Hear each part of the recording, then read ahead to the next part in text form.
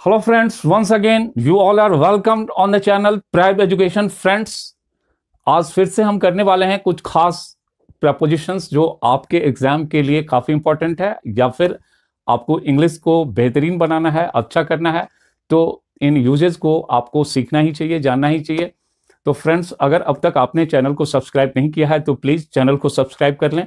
तो चलिए हम देखते हैं कुछ खास तरह के प्रपोजिशंस। जो फर्स्ट वर्ड हमारा है वो है hanker. Hanker takes preposition after. देखिए, हैंकर आफ्टर इसकी हिंदी होती है चाहना। Have a great desire for something means किसी चीज को चाहना, भागना उस किसी चीज के पीछे। आप उस सेंस में यूज करते हैं हैंकर आफ्टर। देखिए सेंटेंस में हम इसका यूज देखते हैं, डोंट हैंकर आफ्टर मनी। जैसा कि आजकल ऐसा ही है, हर कोई पैसों के पीछे भाग रहा है। तो यहां पर हमने कहना चाहा कि don't hanker after money, that means पैसों के पीछे मत भागो।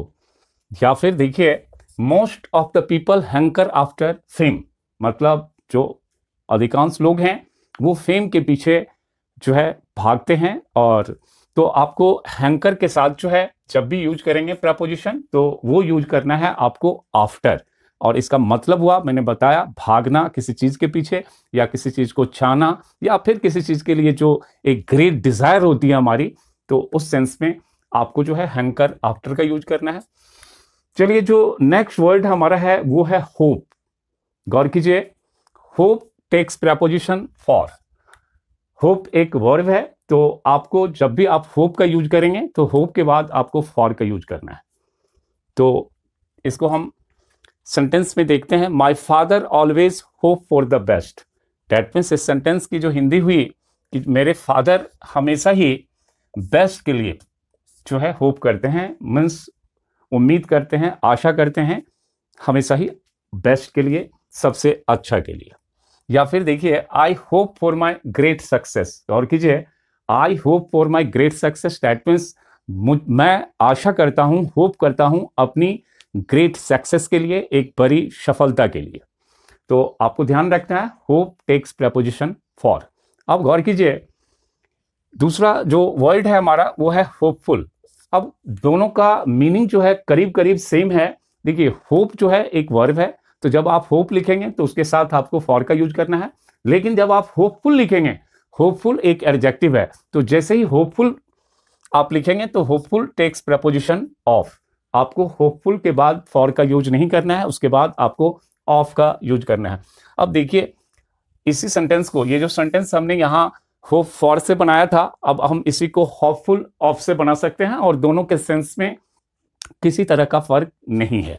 अब जैसे यहां था I hope for my great success, अब हमने लिखा I am hopeful of my great success, means hope आएगा तो फॉर, होपफुल है तो ऑफ का यूज होगा। या फिर चलिए एक और एग्जांपल देखते हैं होपफुल ऑफ से, she is hopeful of getting a good job. That means वो आशा करती है किस चीज के लिए, कि उसे जो है एक अच्छी जॉब मिल जाएगी। That means she is hopeful of getting a good job.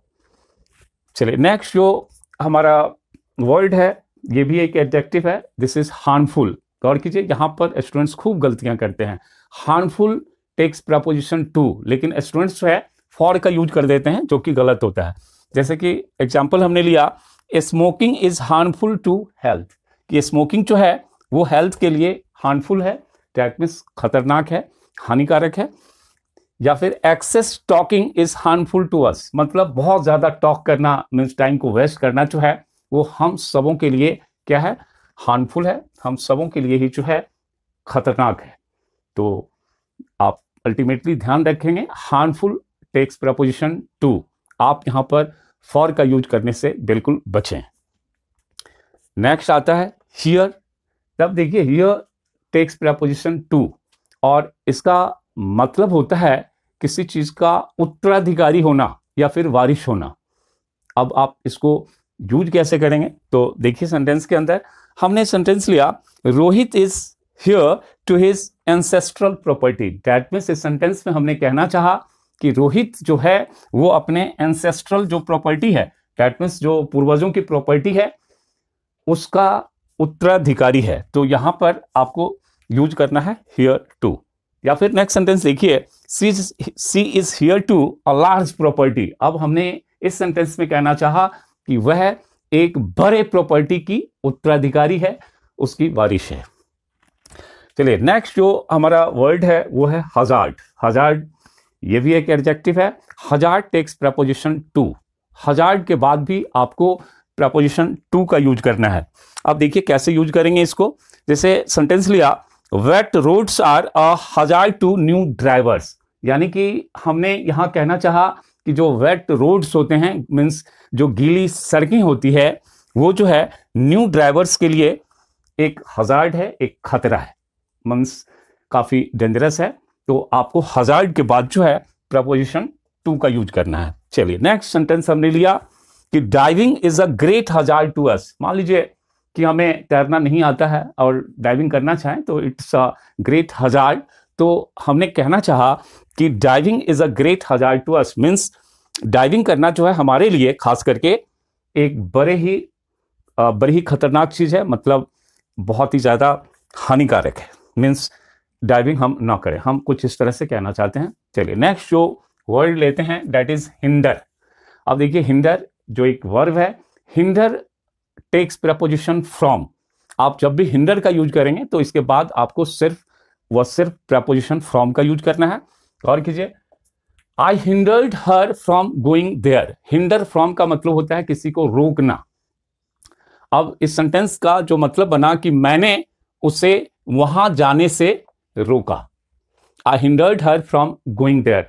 आपको एक चीज जो आपको ध्यान रखनी है यहां पर कि आप फ्रॉम के बाद अगर वर्ब का यूज कर रहे हैं तो वर्ब के अंदर आईएनजी का यूज आपको करना पड़ेगा, जैसा कि मैंने यहां पर किया है। फ्रॉम के बाद जो है गोइंग का यूज किया गया है। या फिर देखिए, he hindered you from entering his room. अब इस सेंटेंस का मतलब होगा कि उसने तुम्हें अपने रूम में एंटर करने से, यानी कि जाने से क्या किया, रोक दिया। तो आपको ध्यान रखना है हिंडर टेक्स प्रपोजिशन फ्रॉम। और दूसरी चीज, जब भी आप फ्रॉम लिखते हैं और उसके बाद अगर कोई वर्ब आ रहा है, जैसा कि इस सेंटेंस में गोइंग का यूज किया गया है या यहां जो है एंटरिंग का यूज किया गया है, तो आपको वर्ब में आईएनजी का यूज करना है। आईएनजी के बगैर वो गलत हो जाएगा। चलिए नेक्स्ट जो हमारा वर्ड है जो एक एडजेक्टिव है that is honest. Honest in, that means इसका मतलब हुआ किसी चीज में ईमानदार होना। अब किस तरह से हम यूज करेंगे कि I am honest in my dealings. अब देखिए मतलब बना कि मैं अपने डीलिंग्स में ऑनेस्ट हूं, तो ऑनेस्ट टेक्स प्रपोजिशन इन, ये आपको ध्यान रखना है। या फिर देखिए दूसरे सेंटेंस में हमने कहना चाहा कि be honest in your action, मतलब अपने काम के प्रति तुम ईमानदार बनो, ईमानदार रहो। तो अल्टीमेटली आपको ध्यान रखना है कि ऑनेस्ट के बाद आपको प्रपोजिशन इन का यूज करना है। चलिए नेक्स्ट जो हमारा वर्ड है वो है हार्ड। हार्ड अपने साथ जब प्रपोजिशन अप लेता है तो इसका मतलब होता है हाथ तंग होना, मतलब पैसों की कमी होना।